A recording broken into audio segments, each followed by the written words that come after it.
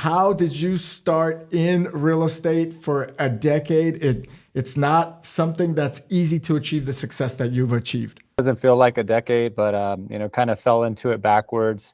Born and raised in the Bay Area, went to San Jose State, got out of college and worked a regular 9 to 5 job, then worked at Google for a couple years. Wasn't really my passion, so was looking for a different avenue to get into. Started a side business with some family members and some family friends. One of the members of that group that we started a company with was a realtor. I was still working my 9 to 5 job, and I gave up my weekends to work at this new venture.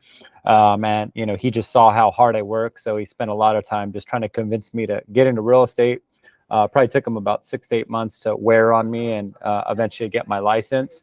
And then from there, it was just a very, very, very slow progression, throughout the years, and just consistently getting a little bit better, but by no means was it any type of immediate success. My first couple of years, I think I sold 2 houses, and then 5 houses, and then 7 houses, and then just slowly progressed from there.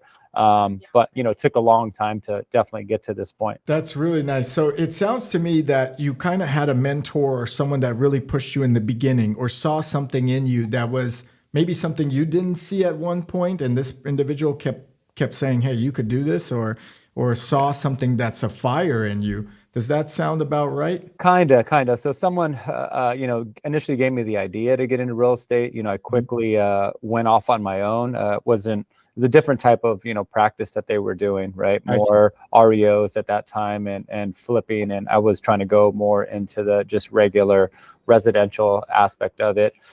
So for the first 5 years, I would say I had no mentor, and I think that's in part why my growth was so stunted, and why it took so long for me to get to real success in this business. I think it also has played a big part in, now that I'm at this point, in keeping me humble, because it did take so long. I tell everyone it took 5 years to get my first listing.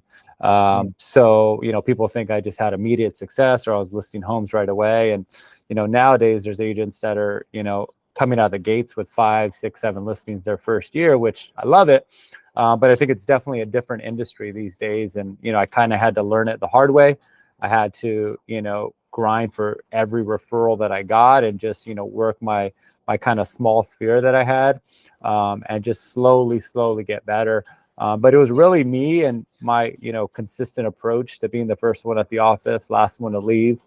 For the first 5 years, I never saw myself getting to number 1 in San Jose, or even having, really any type of success. I just saw what I could do with the 24 hours that were in front of me, and really just focused on getting as much as, out of those days as I could. That's incredible. I mean, a lot of people on Instagram, they never see like the backstory of the success, right? They think, well, this guy kind of got lucky, or they think this guy kind of was handed something from his father, or someone, put him on the map, so to speak. And it sounds to me like you did the grind from the beginning. I mean, 5 years to get a few listings and not quit. That's pretty incredible, right? And during those 5 years, you probably weren't making crazy money to really enjoy a lifestyle or afford something that you really potentially wanted. It was kind of a not give up attitude, it sounds like. I would have had a dad that put me on and gave me, kind of a legacy and a foundation to work off of. But, it was just a grind and a lot of sacrifice. And, I think one thing for me is that, a lot of kids, if they get into real estate or entrepreneurship early on, or, they kind of have a little bit of success in their 20s, and they're, make some money. I never really knew what, real money was, and what it was to make a good living. So it was never, anything, different for me. I made my job out of college, I made $25 an hour, and I felt like I was doing really good. Yeah. And, the economy was going through a bit of a recession at that time, and I never felt the recession. So I felt good, but never like I was, really doing well, or that this was going to be my be all end all. Yeah. just got really lucky that I was, shown the way to get into real estate, and, truly found something that I love to do. And I love to get up every morning and get after it. And it's never, ever felt like, a day of work. Was money a big thing in your household when you grew up? Was like this discussed among your family or maybe your parents, where it was like an issue that made you want to get more money? Or was it something that you did what you like to do and money just came with it? Yeah, it was never discussed. I had a great, role model in my mother, working very, very hard, just trying to do every single mother, trying to do everything she could to just, give me a great life, and, never felt anything but that. But it was never ever about money. It was never about, getting to a certain point. I just knew I did have a feeling inside that I was going to be successful in some which way. I just had no idea what it was going to be. But just again, very lucky to have found this and to found an industry where there's no limit to, what you can make or what you can do with it. It's just a matter of how much, time and effort you put into it. And for me, that's always been the key, right? Outworking everyone else, putting in more hours. I always feel like if I'm up 2 hours before everyone, they're never going to catch me. Continue on and work later. No one's ever going to get ahead of me. And, whether it's been good, bad, indifferent, it's always worked out, always, because I've put the work in. And I've just never, never veered off of that mindset. I love that. I think the audience, if they could take something from it, is be first in, last out. Just put in the grind, and those little increments of what you were doing every day really led to where you are today. It is what it sounds like to me. It's those little habits or the little things that you're building daily that you don't see as a reward.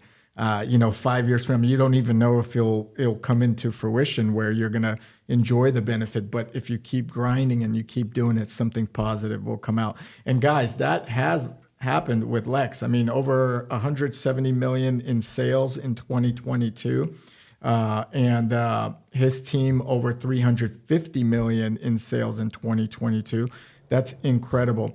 So, what's one of the proudest achievements you have being in the business that you're in, and the success that you've seen, aside from a monetary, I'm number one ranked? What do you feel is like really you look back at it, or you look forward and say, wow, this is where I'm at, and this is what I'm really proud of? Said not to mention it. I think about it in a little bit of a different way, but hitting number one in a city like San Jose really is something that shed a couple of tears when that was the case. And again, just never having the thought of getting to this point, or getting to this level of success in this business. Mainly because I just still don't see myself at that level. There's great agents who, have been doing this for, decades. Year after year, they're in the top 1%. They sell over 100 million. They, have put so much time and effort into it. Whereas when I look at, my career, yeah, it's been, very good, but it's 2 great years of hitting over 110 million. If you look at it in, a sports analogy, right? That's not a Hall of Fame career. That's a couple good years, and, it can be easily forgotten. It's great to achieve what I've achieved. But it's only the start of, and I never, take my eye off that for 1 second. I love that. So you're not taking the foot off the gas. You're not complacent. You're not going to say, hey, I did it. I'm number one. I'm going to go travel for half a year. You're really looking at constantly improving yourself, not only on a skill set level, but also the rankings levels. I think as I do these interviews, the very successful people have that same mindset that I'm seeing, and people that have made it to a very exponentially high level, and I mean like where they're sitting well on a yacht or something, they tend to switch that mindset and say, now I'm going to start enjoying it. So kudos to you for continuing to push. I've been in a situation where I felt that I've achieved something and I took my foot off the gas in the past a little bit. And you know what I'll tell you? It's like going to the gym. When you stop going for a month or something like this, you don't just lose like a month of training or bodybuilding. You lose a lot, and it takes time to get back into that shape or that stamina. And the same way with business, right? I'm sure you would agree that if you were to take your foot off the gas, someone is just as hungry out there. if not hungrier, would really come in and take your spot. All right, let's talk about some of the biggest challenges you faced in building to the number one rank. And that's very impressive, as I mentioned. I mean, you could tell me a little bit about San Jose after, how competitive it is for the audience and what you're seeing in this category. But what are some of the biggest challenges you've had? And you mentioned a mentor briefly, but what else do you think was really tough for you to overcome to get to where you are? Mentor is a big thing. That kind of my success really took off when I really did find a mentor, and that was about 5 years into the business. Before that, I don't think it's being too proud, but I just didn't have the knowledge or kind of foresight to go out and just ask somebody for help, or ask that right person to try to join their team for nothing. So just kind of by chance, I was lucky enough in, I think, my fifth year to come across an individual who was already doing very, very well in the industry. Didn't really know much about him, but was doing very, very well and needed someone to come in on his team and kind of join his team. And didn't know it at the time, but that was definitely kind of my mentorship starting. And really learned a great foundation of the business, even though I had already been in for 5 years, and work ethic was not an issue. Properties, learning how to run a business on a large scale was what I picked up from that experience, and it really changed me going forward. It lifted my confidence. It lifted taught me how to market, how to generate business. And at the end of the day, that's, what real estate is, right? Being a lead generator every day, and creating opportunities out of nothing every single day.